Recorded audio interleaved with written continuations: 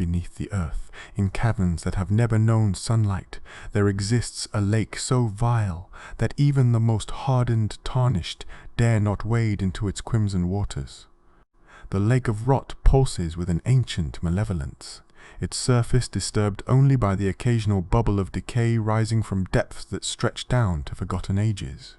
Here, in this place of ultimate corruption, lies the source of one of the most tragic stories in all the lands between.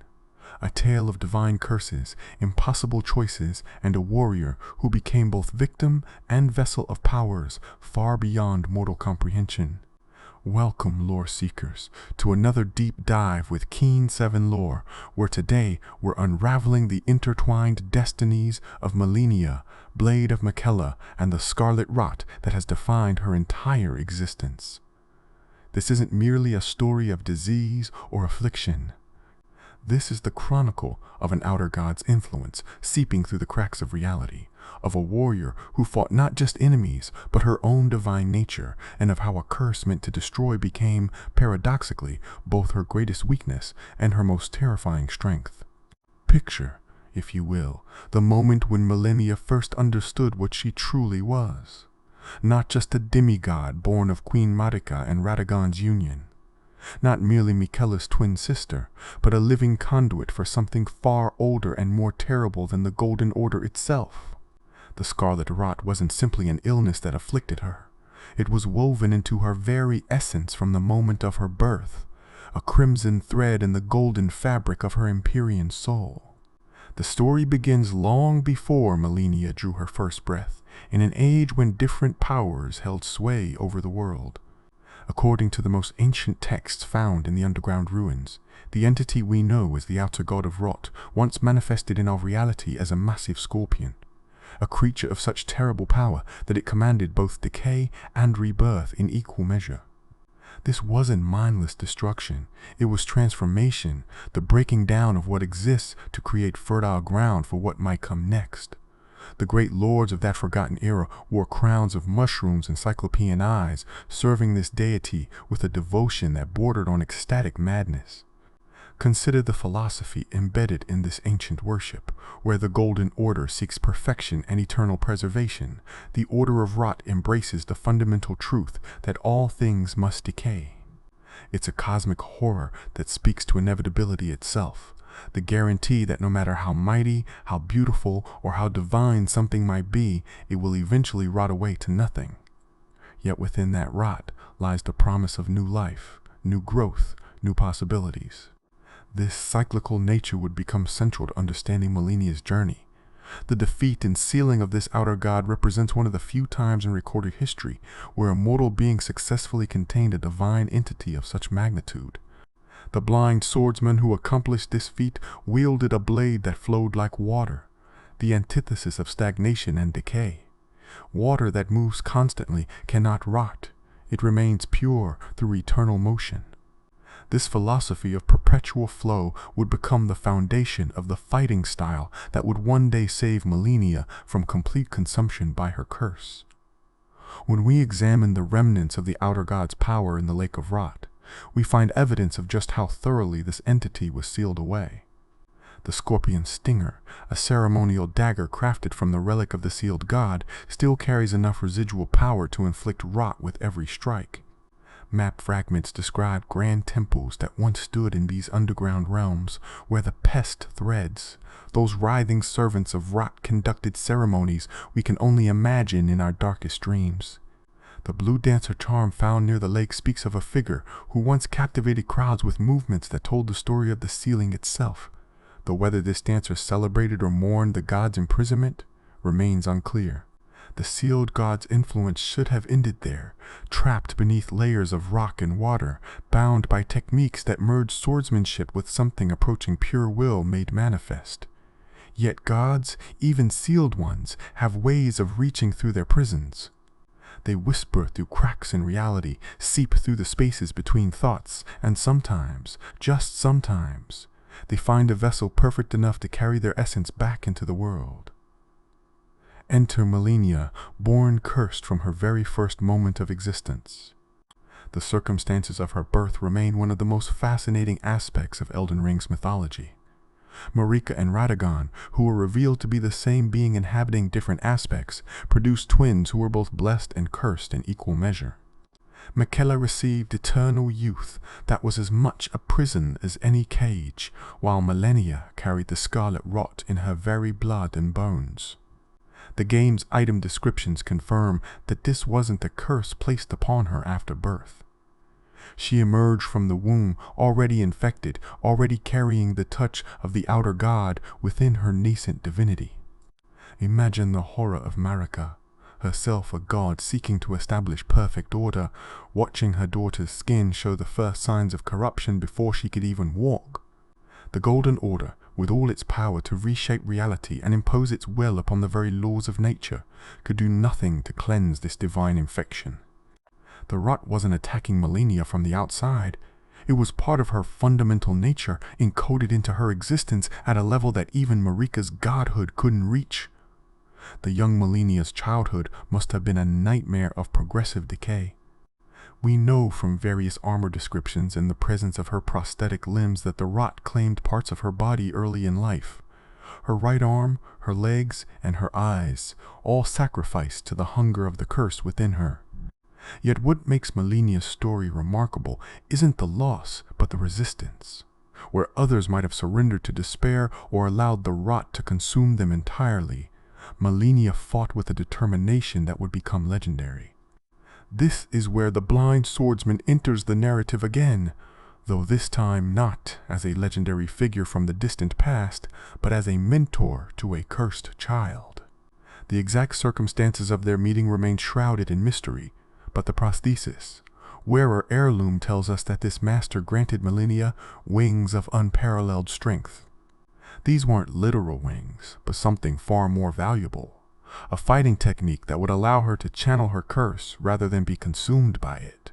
The relationship between master and student presents one of the most compelling dynamics in Malenia's story. Here was a man who had once sealed away the very god whose essence now infected his pupil. He could have killed her, ended the threat before it could fully manifest. The Blue Dancer's charm suggests that others had done exactly that in the past, eliminated vessels of the rot before they could spread their curse. Instead, the blind swordsman chose to teach. Consider the weight of that decision. Every training session, every technique passed down was simultaneously keeping Malenia from losing herself to the rot, while also preserving a conduit through which the outer god might one day return. The blind swordsman's flowing blade technique, the foundation of what would become Malenia's legendary Waterfowl dance, operates on the principle that constant movement prevents stagnation and decay. As long as Malenia kept moving, kept fighting, kept flowing like water, the rot couldn't fully claim her. If you're finding value in this exploration of divine curses and warriors' resolve, consider subscribing to support the channel and join our growing community of lore enthusiasts who delve deep into gaming's most intricate mythologies. Your support truly makes these comprehensive investigations possible, allowing us to uncover the hidden connections that make these stories so compelling. The Waterfowl dance itself deserves extensive examination. This technique, described as a flurry of strikes that flow like water yet hit with the force of a hurricane, represents the perfect fusion of the blind swordsman's philosophy with Malenia's desperate need for control. Each movement flows into the next without pause, creating a continuous stream of motion that mirrors the flowing water that keeps rot at bay. When we face Malenia in combat, this attack serves as both her most devastating offensive tool and her most essential defensive mechanism against her own nature. But technique alone wasn't enough to halt the progression of the Scarlet Rot. This is where Miquella's love for his sister manifests in its most practical form. The unalloyed gold needle, a masterwork of Miquella's craftsmanship, could halt the rot's progression when inserted directly into Malenia's flesh. Unalloyed gold, free from any impurities or outside influences, represents Miquella's attempt to create something that exists outside the influence of any outer god, including the one plaguing his sister. The needle's mechanism reveals much about the nature of divine influence in the lands between. By creating a zone of absolute purity around itself, the needle essentially carved out a space where the outer god's influence couldn't reach. It didn't cure the rot, nothing could do that. But it prevented it from spreading further, giving Malenia the time and clarity she needed to master her blade work and build her reputation as the finest swordsman in the lands between. Yet even with the needle's protection and her master's techniques, Malenia lived every day on the edge of catastrophe. The armor worn by her Cleanrot knights tells us that these warriors chose to serve her, knowing full well that proximity to their mistress meant eventual putrefaction. They watched their own bodies decay, their armor rust and corrode, their flesh rot away, and yet they remained loyal. This speaks not just to Malenia's charisma as a leader, but to something deeper, a recognition that she was fighting a battle more profound than any military campaign. The shattering changed everything. When the Elden Ring broke and the demigods went to war, Malenia found herself thrust into conflicts where holding back meant death, where the careful control she'd maintained for so long would be tested beyond its limits. The march south towards Caelid represents a turning point in her story, though the exact motivations for this campaign remain debated among scholars of the lore. Some sources suggest Malenia sought Radahn's great rune to increase her power. Others propose that she needed the star's movement resumed for reasons connected to Miquella's plans. The most compelling theory, supported by the timeline of events, suggests that Malenia's march was connected to Miquella's larger scheme to ascend to true godhood and create an age free from the influence of outer gods, including the one afflicting his sister. Whatever the reason, the march to Caelid would become the catalyst for one of the most catastrophic events in the Lands Between's history. The journey south wasn't simply a military movement, but a progression toward an inevitable confrontation with destiny itself. Malenia's forces carved through the landscape, her Cleanrot knights maintaining perfect formation despite their progressive decay. Witnesses describe seeing her army from a distance as a tide of gold and rot, beauty and decay marching in perfect synchronization. The very ground they crossed would bear the scars of their passing, patches of corruption that would take years to cleanse.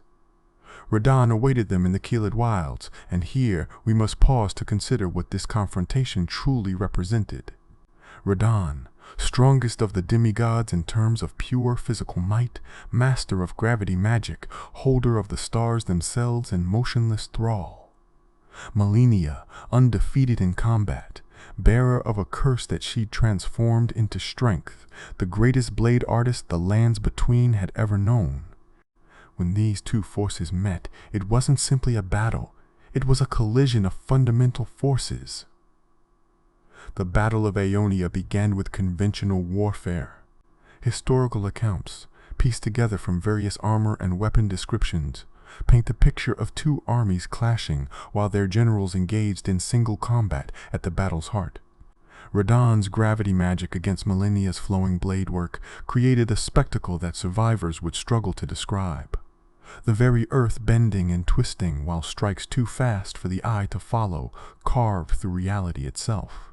But conventional warfare has its limits, and Malenia reached hers.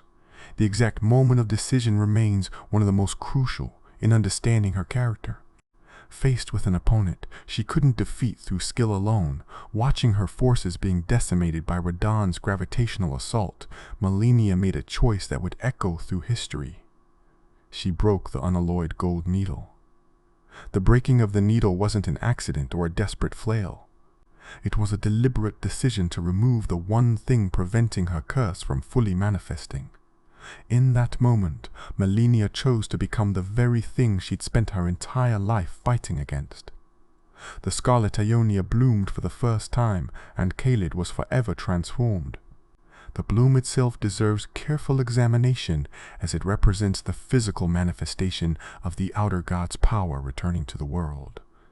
Witnesses who survived, and there were precious few, describe a flower of impossible size and terrible beauty erupting from Malenia's body. Petals of scarlet that seemed to pulse with their own malevolent life spread outward, and where they touched, the world began to rot. Not just decay or corruption, but a fundamental transformation of reality itself.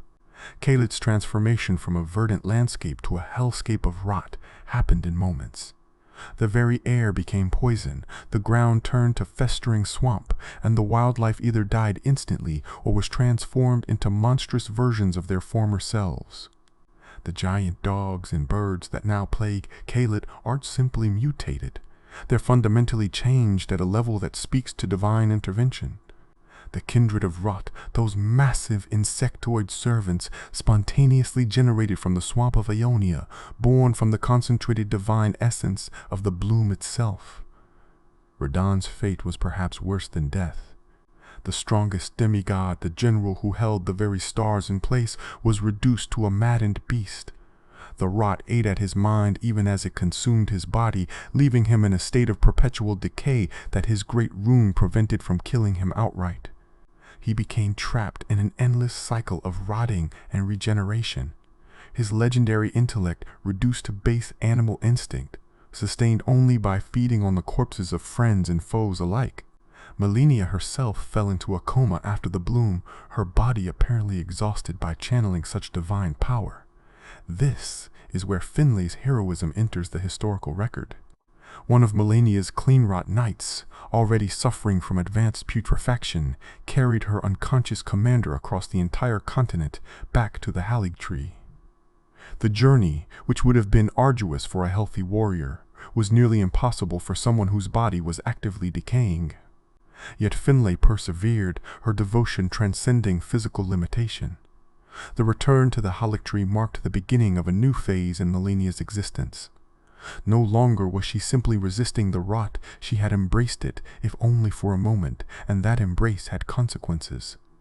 The Halig Tree itself, Miquella's attempt to create a sanctuary free from the Golden Order's influence, began showing signs of corruption. The rot spread through its roots, its branches, its very essence, transforming what was meant to be a paradise into another vector for decay. During her slumber at the Halig Tree's base, Malenia waited. But this wasn't passive waiting. Something was happening within her, a transformation or preparation that the game's lore only hints at. The description of the traveler's set found in the Halig Tree suggests that Malenia's presence alone was enough to spread corruption even while she slept. Her dreams, if beings like her even dream, must have been filled with visions of scarlet flowers and endless decay. The absence of Miquella during this period adds another layer of tragedy to Malenia's story. Her brother, the one person who truly understood her curse and had dedicated his existence to finding a cure, had been stolen away by Morg. Malenia waited for a return that would never come, protected by Cleanrot knights who continued to decay in a tree that was itself succumbing to rot. The irony is profound. In trying to save Caelid from Radahn, she had doomed her own sanctuary. This brings us to Millicent and her sisters, perhaps the most mysterious element in the entire narrative. These women, who share Malenia's red hair and suffer from the same scarlet rot, are described as buds of Malenia herself. Not daughters in any conventional sense, but something more abstract, manifestations of her divine nature seeking expression in the world. Gowry, who orchestrates much of Millicent's journey, understands something crucial about the nature of the scarlet rot and its relationship to divinity. Millicent's quest to return the unalloyed gold needle to Malenia reveals the complex nature of identity and purpose in this curse. Millicent could choose to bloom herself, to become another flower in service to the outer god of rot, or she could resist, maintaining her humanity at the cost of never achieving her purpose. The choice she makes, and the player's role in that choice, mirrors Malenia's own struggle between human will and divine destiny. When we finally encounter Malenia ourselves, she has been waiting in the Halig Tree's depths for an indeterminate time. Her first words, "I am Malenia, Blade of Miquella," aren't simply an introduction but an affirmation of identity. Despite everything, despite the rot, the bloom, the corruption spreading through her sanctuary, she defines herself not by her curse, but by her relationship to her brother. She is, first and foremost, Miquella's blade. The battle itself serves as a culmination of everything we've learned about Malenia's nature. In the first phase, she fights as she always has, with skill, precision, and the flowing movements taught by the blind swordsman. Every attack demonstrates mastery earned through centuries of practice, techniques refined to perfection. The waterfowl dance, when deployed against us, shows both its beauty and its lethality. This is Malenia as she chose to be, a warrior whose skill transcends physical limitation. But when pushed to her limits, when faced with defeat, Malenia makes the same choice she made against Radahn. The second bloom occurs, and we witness her transformation into something that calls itself the Goddess of Rot. This terminology is crucial and has sparked extensive debate within the community. The Scarlet Aeonia incantation explicitly states that Malenia will bloom 3 times, and only upon the 3rd bloom will she become a true goddess. So what are we fighting in that second phase? The evidence suggests we're facing Malenia in a state of partial divine transformation. She has accepted the Rot's power more fully than ever before, but hasn't achieved complete godhood.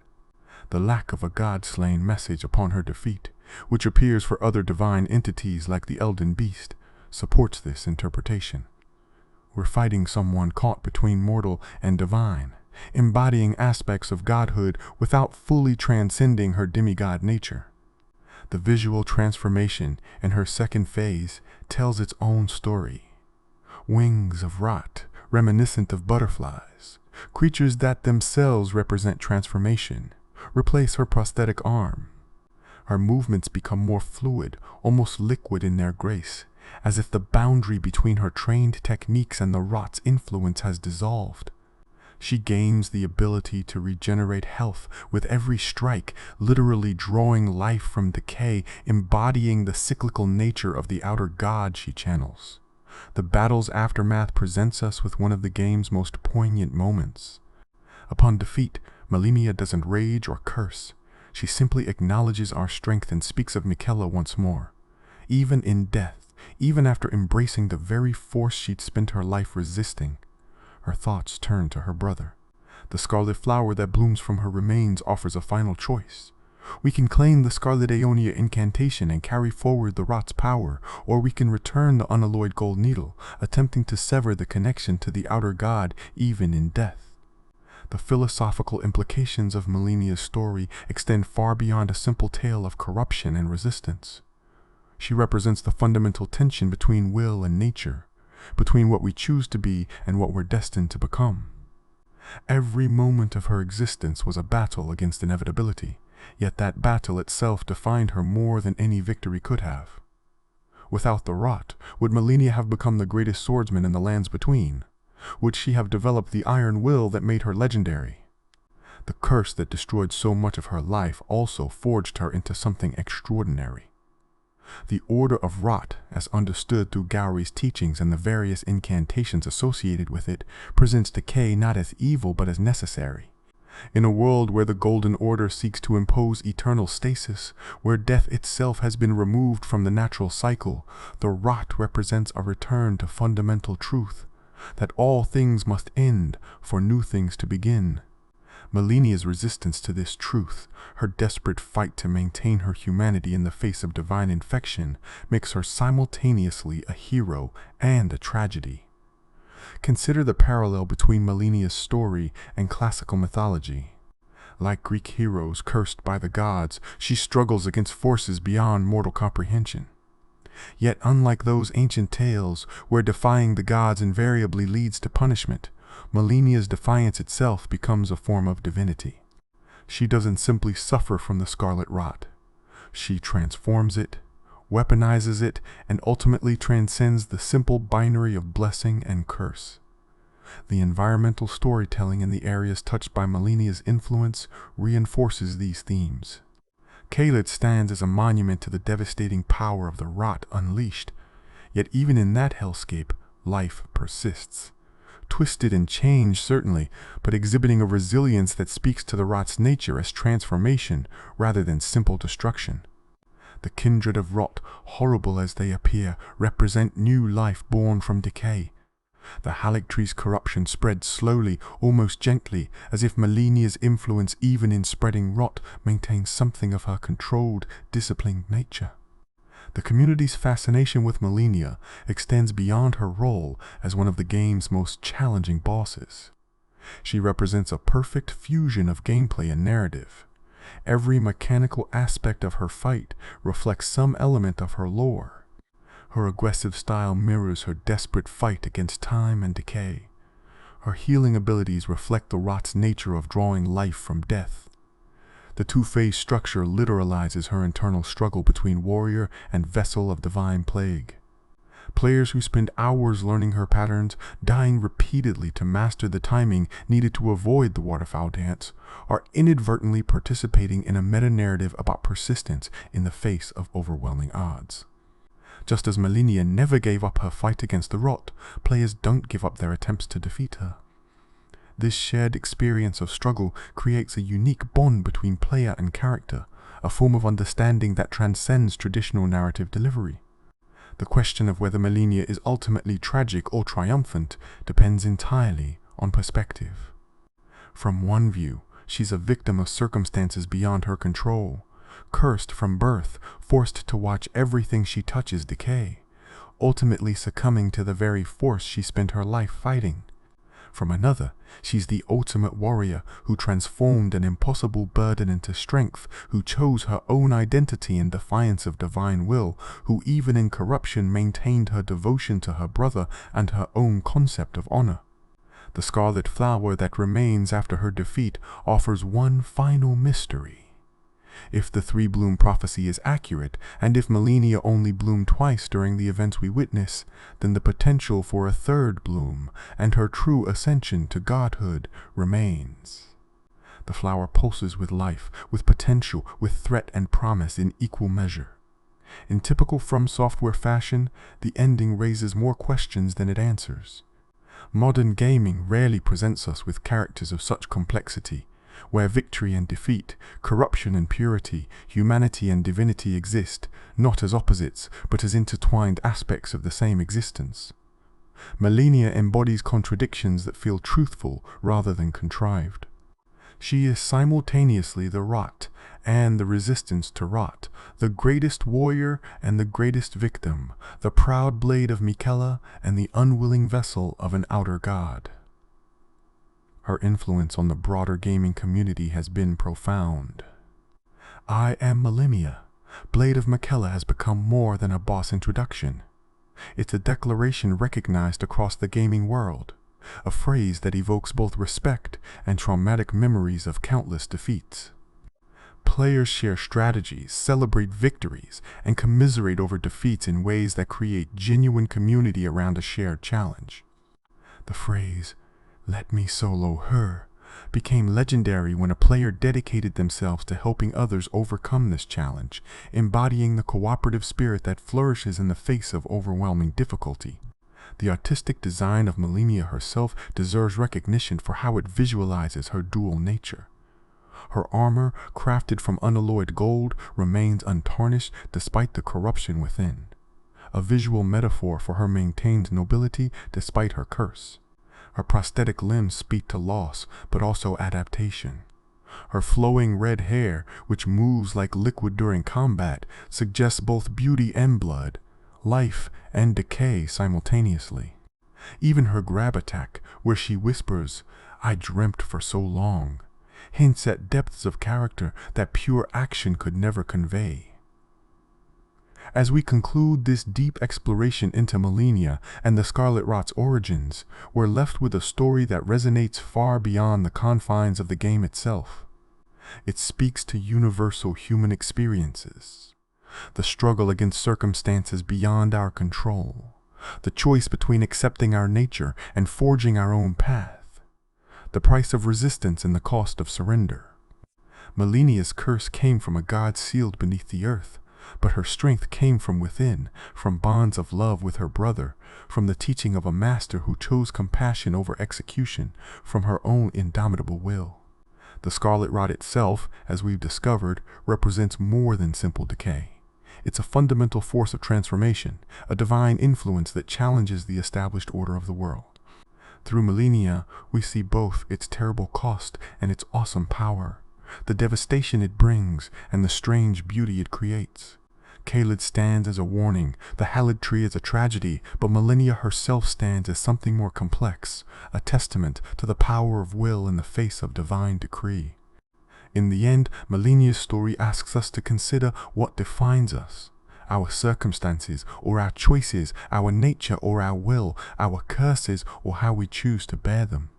She never found a cure for the Scarlet Rot, never escaped its influence, yet she carved out an identity that transcended her affliction. She was not merely a victim of the outer god of rot, she was Malenia, blade of Miquella, and that identity, chosen and maintained despite everything, makes her one of gaming's most compelling characters. Thank you for joining me on this extensive journey through one of Elden Ring's most fascinating narratives. If this deep dive into the lore of Malenia and the Scarlet Rot has enriched your understanding of the lands between, please consider subscribing to the channel.